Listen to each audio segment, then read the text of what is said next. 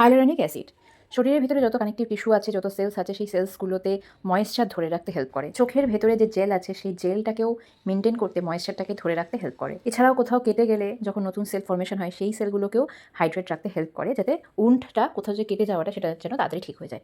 কিন্তু স্কিনে আমাদের কী প্রভাব ফেলে? যখন স্কিন ড্রাই হয়ে যাচ্ছে, যখন ভেতর থেকে ময়েশ্চার বাইরে বেরিয়ে যাচ্ছে, স্কিনটা ড্রাই, ডাল, কেমন একটা উস্কো খুস্কো দেখতে লাগছে, কোনো মেকআপ বসছে না, সেই সময় হাইলোরনিক অ্যাসিড সেরাম পুরো ম্যাজিকের মতন কাজ করে।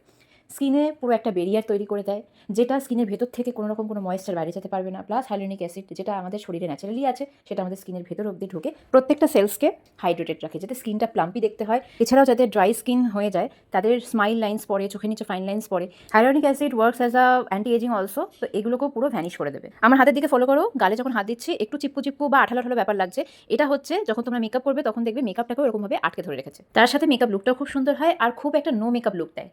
কখন কীভাবে ইউজ করবে একটু বলে দিই। প্রথমে ক্লিনজার, তারপর টোনার, তারপর সেরাম, আর তারপর নাইট ক্রিম। এই প্রসেসটা তো তোমরা সবটাই জানো।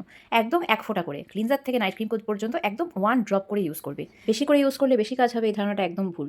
যত দিন পর্যন্ত ইউজ করতে পারবে তত ভালো কাজ হবে। আর অবভিয়াসলি সন্ধ্যের পর থেকে তোমরা যে কোনো টাইম নাইট স্কিন কেয়ার করতে পারো। যাদের dry skin and extremely dry skin, তাদের জন্য এই প্রোডাক্টটা একদম must have and must by একটা সেরাম।